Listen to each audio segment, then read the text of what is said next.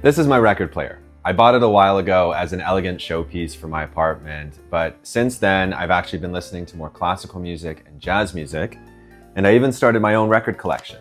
Albeit it's a small one at the moment, but I have the essentials. This is just one example of the many things that I've done in my life that have helped me build taste. And that's the thing. Taste is not something that you're simply born with. It's something that you build over time through education and experience. So in this video, I'm going to cover 7 things you can do right now to begin building taste as a man. This is a tactical list, so get your notepad ready.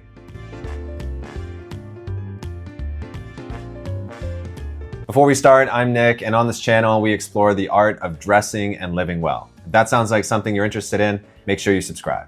Also, follow me on Instagram. I'm posting there regularly, and I have a ton of fun content planned.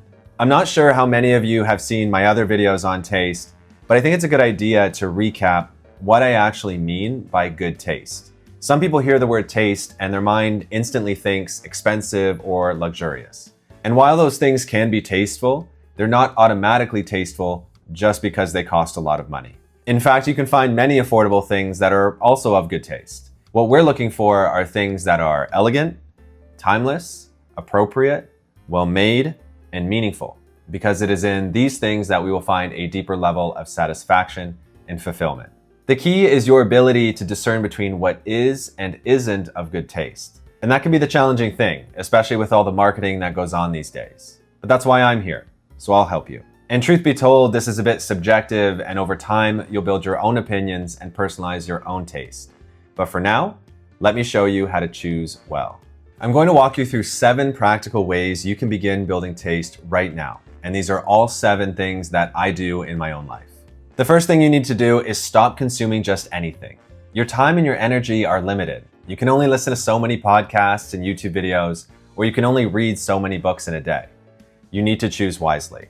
This begins with taking a look at all the media that you're currently consuming and doing a little bit of an audit. Go through all the media that you currently consume and determine which ones you can remove. Maybe because they don't help improve your taste or they actively distract from it. One example I always give, because it's an obvious one, is reality TV. Rarely are you going to get much out of this. Other good examples are random social media content and the news. Most news these days just exists to make you angry or sad, to keep you glued to the TV. Really sit down and have a good think on which media does and does not bring value to your life. Once you stop consuming just anything, the next step is to curate your social media feed with intention. You need to make your social media feed the type of content that you actually want to see, content that inspires you. And this is on all social media platforms: Instagram, TikTok, YouTube, Pinterest. The easiest way to do this is to create saved folders for style, interior design, events, films, etc. And then when you come across a post that you like, save it to its respective folder. This makes it easier to find later, and it will also help train the algorithm to push more of the same content to you. If you don't have one already, you should also sign up for a Pinterest account because it's one of the best if you're looking for aesthetics. What you should also do is unfollow accounts that overtly push content that you don't want to see, and then replace them with new accounts with good taste in all the things that you're looking to learn. For example, on Instagram, I only follow accounts that I like, and here are some of my favorites across style and lifestyle. These are accounts that I reference often for inspiration. These are just examples of the type of style and aesthetic that I like. But over time, you'll curate a portfolio of personal taste, and it will be easier for you to discern between what's good and what's not, and what you like and what you don't. One can only learn so much by reading or viewing things through a screen, so that's why it's important to go to things in person. You need to search for and attend better events. Taste is built through experience, so start looking for better events in your city. This could be a gallery opening, a museum exhibit, a jazz night, a wine tasting, a classic car show, a film screening, a menswear pop-up, a book talk, a charity event, a nice dinner, a cultural festival, or even a tennis, golf, polo, or racing event. This is obviously a bit easier if you live in a big city, but I'm sure you can find smaller local events to attend. It just takes a bit more searching. For example, I love cars, and lately I've been obsessed with classic cars. So I did some digging online and found out there's a classic and exotic car show coming up in my city next month. So I'm gonna go to it and hopefully shoot a little vlog video for all of you.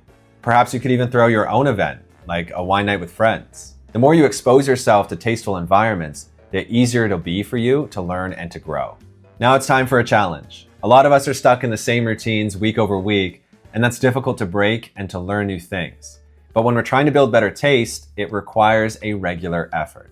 So my challenge to you is this: try one new thing each week. Give yourself a weekly taste challenge. One week, watch a classic film that you've never seen before. Another week, listen to jazz, to classical, or to R&B. Try a new restaurant, a new wine or whiskey maybe. Read about a designer, an architect, an artist, or historical figure. Visit a gallery. Try new clothing. Learn about tailoring, coffee, fragrance, watches, or cuisine. There's an endless list of things that you can do. And you're not going to become an expert overnight. But the point here is to become more curious and to enjoy the journey. So each week, pick one new thing that slightly expands your world. Similar to curating your social media feed, we also have to give you better reference points for longer form content that you can consume too. The good news is that there are some great sources to learn from, and there are new ones popping up every day. You should definitely continue watching this channel, so subscribe if you haven't. But there are also some great publications to read like The Rake, Gentleman's Journal, Permanent Style, The Liber, Architectural Digest, or The World of Interiors. There's also a wide variety of other YouTube channels and podcasts. Taste becomes a lot stronger when it's educated. Another way to build taste is to invest in things that make refinement more enjoyable in your everyday life. And I want to be careful with how I say this because building taste is not about buying your way into sophistication. But there are certain things that we can do to help you slow down, become more intentional, and enjoy life a bit easier. For me, my record player is a good example. It didn't magically make me tasteful, but it did change the way that I listen to music. Instead of just throwing on a random Spotify playlist in the background on my phone, it made listening to music feel like more of a ritual. I choose a record or a radio station, I put it on, and I sit with it. Sometimes I like to read too. It makes you actually listen closer, and it's fun. And there are plenty of other examples of things you can invest in to make it easier, like a proper coffee setup if you love coffee, a wine fridge that encourages you to learn about wine. Could be a few beautiful books or magazines on your coffee table. Maybe it's a good glassware set if you enjoy good whiskey. The point is that they make good taste easier to practice. The final way to build better taste is to pay attention to the people you spend time with.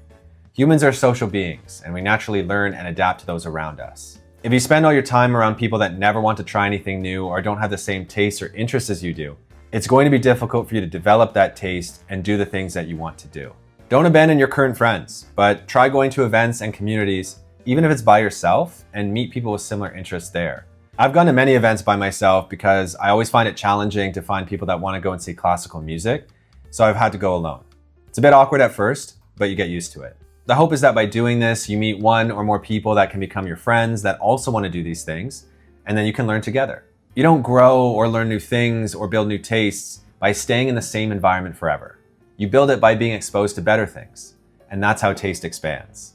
Elegant taste isn't built overnight, it's built slowly through better inputs and better experiences. So start with those 7 things that you can do right now, and in a few months or even a year, your taste will be more developed. If you want to check out another video, I did an in-depth breakdown on the 4 pillars of building an elegant lifestyle, which I'll link in the description below. If you enjoyed this video, make sure you like and subscribe. Thanks for watching.